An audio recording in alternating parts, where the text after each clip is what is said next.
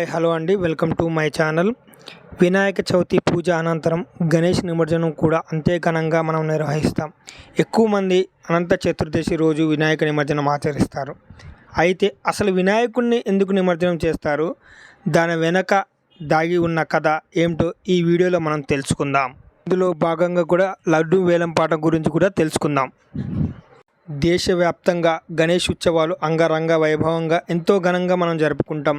భక్తి శ్రద్ధలతో 9 రోజులు శ్రద్ధగా వినాయకుని పూజించి 10వ రోజు అంటే అనంత చతుర్దశి రోజున గణేష్ విగ్రహం నిమజ్జనం చేస్తారు. మేళతాళాలు డప్పు వాయిద్యాలతో అంగరంగ వైభవంగా ఆర్భాటంగా మధ్య గణేష్ నిమజ్జనం చేస్తాము. ముఖ్యంగా హైదరాబాద్ గణేష్ నిమజ్జనం కూడా పండగలాగా ఉంటుందని అతిశయోక్తి అయితే కాదు. అయితే అసలు వినాయక నిమజ్జనం గురించి మన పురాణాలు ఏం చెప్తున్నాయో ఈ వీడియోలో మనం పూర్తిగా తెలుసుకుందాం.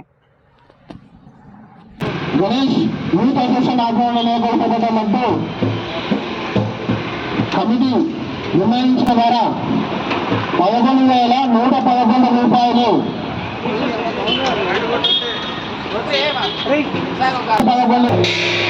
15,000 శ్రీకాంత్ నాయుడు గారి పాట 15,000 రూపాయలు, కుసుమంచి శ్రీకాంత్ నాయుడు గారి పాట 15,000 రూపాయలు. కమిటీ సభ్యులందరూ కూడా ముందుకు వచ్చి ఈ యొక్క లడ్డు వేలం పాటలో పాల్గొని లడ్డు వేలం పాటలో లడ్డును దక్కించుకోవాల్సిందిగా మనవి. కుసుమంచి శ్రీకాంత్ నాయుడు గారి పాట 15,000 రూపాయలు,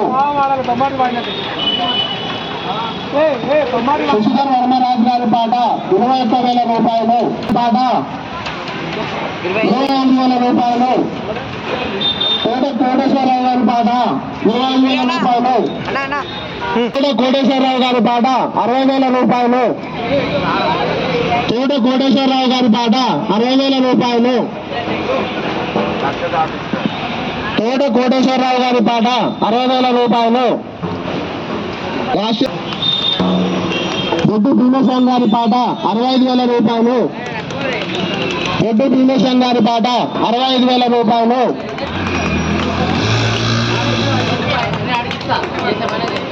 శశిధర్ వర్మరాజు గారి పాట 71,000 రూపాయలు, శశిధర్ వర్మరాజు గారి పాట 71,000 రూపాయలు, భరత్ చౌహాన్ గారి పాట 72,000 రూపాయలు, భరత్ చౌహాన్ గారి పాట 72,000 రూపాయలు, భరత్ చౌహాన్ గారి పాట 72,000 రూపాయలు ఒకటోసారి,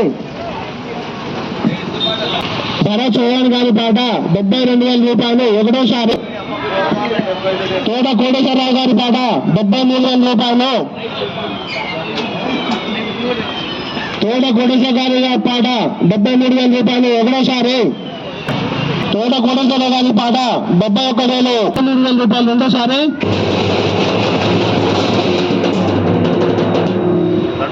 కోటేశ్వర గారి పాట 73,000 రూపాయలు రెండోసారి,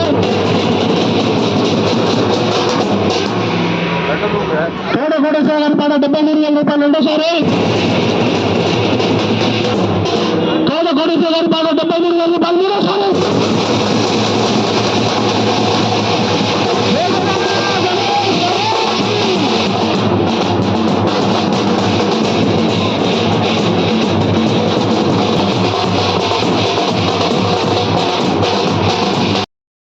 లడ్డు వేలంపాట అనేది వినాయక చవితి సందర్భంగా బాలాపూర్ వంటి ప్రాంతాల్లో నిర్వహించే ఒక ప్రత్యేకమైన వేలంపాట.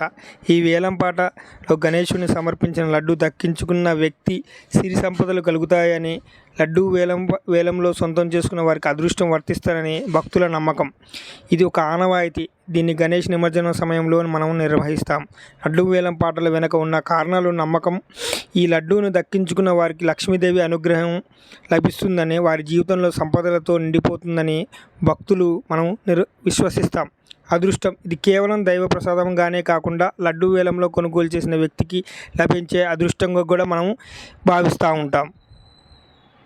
వినాయకుని పూజించిన తర్వాత నీటిలోనే ఎందుకు నిమజ్జనం చేస్తారు? గణేష్ చతుర్దశి రోజున మట్టితో వినాయకుని చేస్తాం కదా, ఆ గణపతి విగ్రహాన్ని మంత్రపూర్వకంగా ప్రాణప్రతిష్ఠ చేస్తాము, పూజలు కూడా చేస్తాం. ఇదంతా బాగానే ఉంది, కానీ మనం మామూలు దృష్టితో చూస్తే అది కేవలం మట్టి బొమ్మ మాత్రమే. కానీ మనం ఆధ్యాత్మిక దృష్టిలో చూస్తే అది కేవలం మామూలు మట్టి బొమ్మ మాత్రమే కాదు, పరబ్రహ్మ స్వరూపంగా మనం కనపడుతుంది. అంతటితో పవిత్రమైన మన వినాయకుడిని మనం మంత్రాల పూర్వకంగా పూజించిన తర్వాత ఆ విగ్రహాన్ని నిమజ్జనం చేయకుండా వదిలేయడం వలన మనకి దోషం కలుగుతుంది. అందుకే వినాయకుని పూజ అనంతరం నిమజ్జనం చేస్తాం. జై బోలో గణేష్ మహారాజ్కి జై. జై బోలో గణేష్ మహారాజ్.